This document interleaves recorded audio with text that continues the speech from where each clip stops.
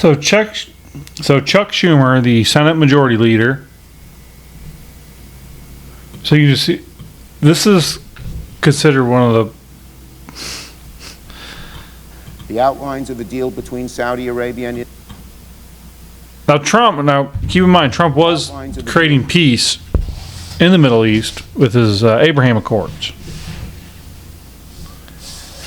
Biden elected not to continue that legacy.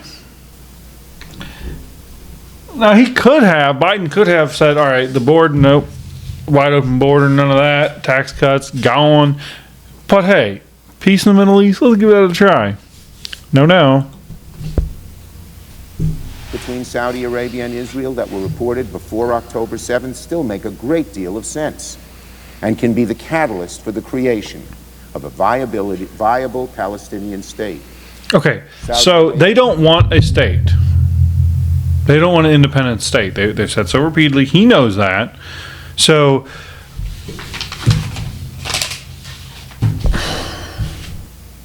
I mean, you can give them some more land and then say, stay there.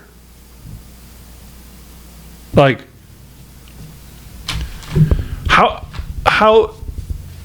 practically can you force this to work if one side isn't wanting those terms?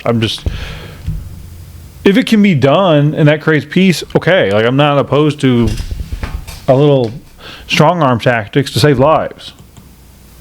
And other Arab nations should continue to pursue normalization with Israel.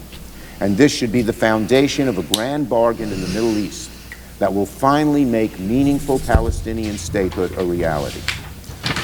For our part, the United States, the world superpower, must work together with our allies to bring our immense diplomatic and financial power to bear on this situation.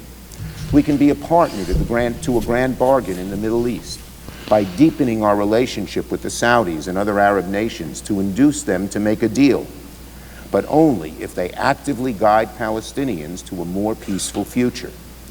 On the Israeli side, the U.S. government should demand that Israel conduct itself with a future two-state solution in mind. We should not be forced into a position of unequivocally supporting the actions of an Israeli government that include bigots who reject the idea of a Palestinian state. So that's the new racist. That's the new word on the left, is bigot.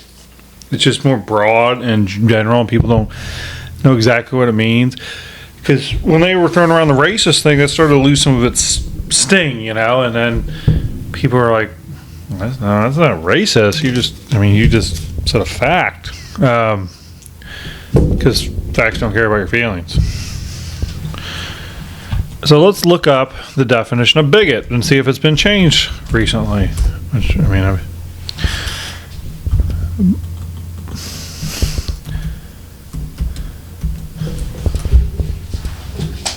know what I like to do? And everyone should have these old books. Let's compare. Look at this thing. This is an old dictionary.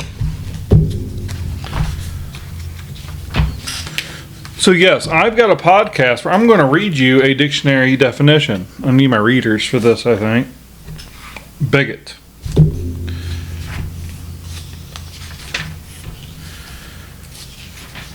A bigot. One who is unreasonably and blindly attached to a particular creed, church, or party. One who is intolerant of opinions of others. So typically, the way bigot is used in this country now is more like that second definition. And of course, it's always, it's like, so the way bigot is typically used in this country right now is, you Christian bigot, you don't want to transition children? And it's like, well, yeah, you're also a bigot because you don't like what I have to say. So you're intolerant of what I have to say. You're being a bigot as well. That first part, let's look at that again here. one who is unreasonably and blindly attached to a particular creed, church, or party. So not religion, church. Okay? And that, or party. Or creed. Which I don't necessarily, maybe that would just kind of concern possibly any religion. Then, the good old internet says a bigot, a person who is obstinately or unreasonably attached to a belief, opinion, or faction, especially one who is prejudiced. So they just add caveats over the years, especially if you like Trump. How could you not be a bigot and like Trump? Like, of course you are,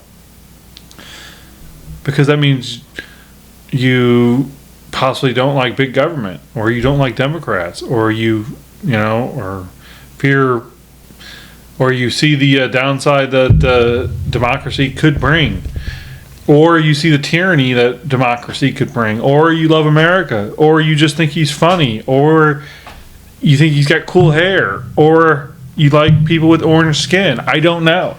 But either way, you are definitely a bigot if you were thinking about voting for Donald Trump. In fact, if you don't, if you aren't actively hostile to any Trump supporter that you may come across in life, you are part of the problem. I'm going to say that now. But anywho, we got that out of the way. Let's listen to what he has to say. Israel is a democracy. 5 months into this conflict, it is clear that Israelis need to take stock of the situation and ask, must we change course? At this critical juncture, I believe a new election is the only way to allow for a healthy and open decision-making. Now, he is the leader of the Senate and has passed budgets to fund Israel in this war. So what he's going to say is that Netanyahu's a bully and he needs to be stopped. But like, we're the ones who gave him the brass knuckles. All right. Process about the future of Israel at a time when so many Israelis have lost their confidence in the vision and direction of their government. I also believe a majority of the Israeli public will recognize the need for change, and I believe that holding a new election, once the war starts to wind down, would give Israelis an opportunity to express their vision for the post-war future. Of course, the United States cannot dictate the outcome of an election, nor should we try. That is for the Israeli public. So, Israel is in the middle of a war that they did not start. Now, are they perfect? No. Are they warmongers? Is Netanyahu a warmonger? Is he a warlord? He could be. I don't know. Doesn't seem to be. Objectionably. I don't even know. I don't have any kind of vested interest in Netanyahu or Israel itself. I'm doing it again, talking with my hands. And early on there was some conspiracy theory stuff kind of put out there. Who knows? But he's advocating for the takedown of the leader of a country in wartime, one of our closest allies. And he's not doing this in an interview on MSNBC, which would be bad enough. He's doing it in the halls of Congress. To decide. A public that I believe understands better than anybody that Israel cannot hope to succeed as a pariah opposed by the rest of the world. As a democracy, Israel has the right to choose its own leaders, and we should let the chips fall where they may. But the important thing is that Israelis are given a choice. They did. There was some kind of thing where they put in like a more liberal government. It's like Their system, from my understanding, they don't actually vote for Netanyahu. They would vote for his party. And there was something like he was out of power for a little while, and then something happened, and then his party got back the power, and then they put him back in leadership. So it's a little confusing, maybe trifling. I don't know. Can't be worse than ours. But we don't influence foreign elections. Fresh debate. Now, Israel could, maybe they'll launch a multi-year, multi-million dollar investigation like we did with Mueller into Schumer. Oh, except for he just did it on TV. So About the future of Israel I guess after they can save their October money. 7th. In my opinion, that is best accomplished by holding an election. So Biden, instead of saying no,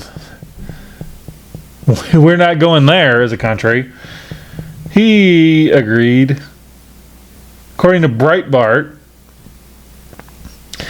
President Joe Biden's endorsement Friday of a call by Senate Majority Leader Chuck Schumer for Israel to oust Prime Minister Benjamin Netanyahu and hold new elections marks the worst crisis in the history of U.S.-Israel relations.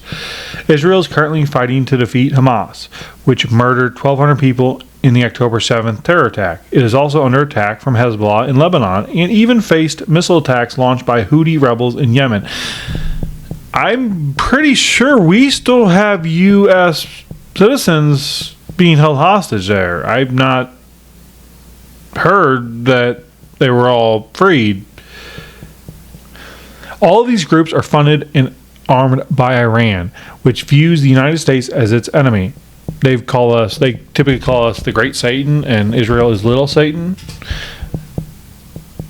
Instead of backing Israel fully, Biden is not only criticizing Israel in increasingly strident terms, but demanding it remove its democratic leader. Biden is also slapping sanctions on Israel who have not been convicted of any crime. This week, he also sanctioned 2 geographic areas under Israeli control in the West Bank. At the same time, he gave Iran a $10 billion sanctions waiver.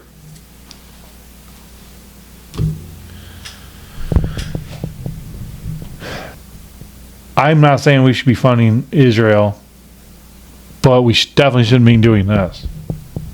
This is not a good idea. If Biden wins re-election, Israel could be wiped off the face of the planet.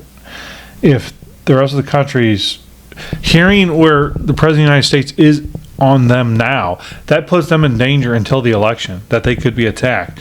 And if Biden is re-elected, then other countries could just believe that, well, as long as Netanyahu's president, we're free to attack. And we'll just say that's why. That's going to change the world.